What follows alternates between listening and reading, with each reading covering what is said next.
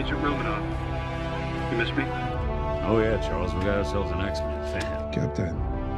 Your Highness. Captain, big fan, Spiderman. Hey everyone. Hey guys, and welcome to Filmartsy, your #1 source for all things films and movies. And with Loki releasing onto Disney+, a lot of fans have really loved just where this storyline is going and what it means for the future of the MCU. And when it comes to Tom Hiddleston playing the role of Loki in the Marvel Cinematic Universe, and now with his own Disney+ series with Loki, not only has it been really awesome to see Loki stand on his own, getting a full-on focus in this brand new story, but it is really interesting because this is, in a way, one of the first times we get an in-depth look at the character Loki, where, at the end of the day, Tom Hiddleston is kind of carrying this character all the way through without the dynamic and contrast character of Thor by Chris Hemsworth kind of playing alongside or playing as some sort of juxtaposed character. But one thing that's really interesting is that Tom Hiddleston actually emailed Chris Hemsworth to discuss the character just to better get an insight as to what he should do or how he should prepare for the role of Loki for the television series. It's really interesting just listening to this interview where he talks about emailing Chris Hemsworth because it could have some bigger implications, not only for what we could see in Loki,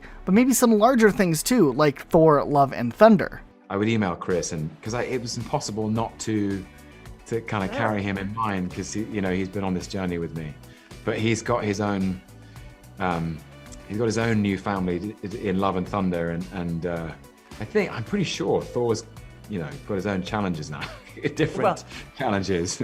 Now, of course, this is really interesting because not only could this possibly be a little slip-up teasing something big in the future, but if it was just a very casual email sent from Tom Hiddleston to Chris Hemsworth, it is really interesting because it could give us some insight into where Tom Hiddleston's head was at when preparing for his role of Loki, which perhaps maybe had some very challenging character points or plot points lined up for the upcoming episodes of this show that are still kind of going to be fleshed out when the time comes, which obviously we can tell from the first episode of Loki that there is a very big importance with Loki's character backstory and some key events that happened in the timeline that Loki remembers and the timeline that happened after the timeline divergence. But it does say a lot about the characteristic of Loki by Tom Hiddleston directly in this interview, where a little bit earlier on in the interview, Tom Hiddleston was talking about the importance of understanding the parallel lines kind of going between Thor and Loki and how they diverge apart, but then intersect and then cross apart again.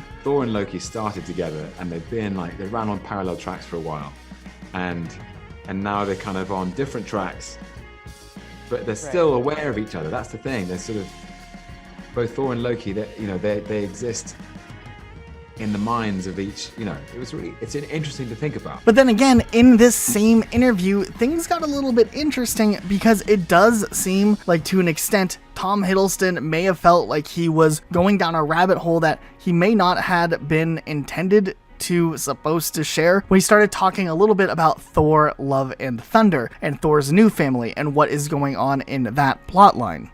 But he's got his own new family in Love and Thunder. At that point, he kind of wraps up answering the question, but it does leave a lot of speculation as to whether or not this could be insinuating some sort of crossover during the Loki television show that could lead up to some of the events of Thor, Love and Thunder, or whether or not we will see Loki appear to some capacity in Thor, Love and Thunder as well. It's very important to hear in this interview that we hear Tom Hiddleston talking about these characters always running side by side, intersecting, going down their own paths, and then re-intersecting again. And it is interesting because we have, to an extent, seen Thor running his own storyline without Loki necessarily involved in Avengers Infinity War and Endgame, and now with the Loki television series. And whether or not they come back and converge again in the future almost seems inevitable to at least some capacity. Just when and how this could end up happening is still up in the air, but it's led fans to make tons of speculation and theories as to how this may end up happening.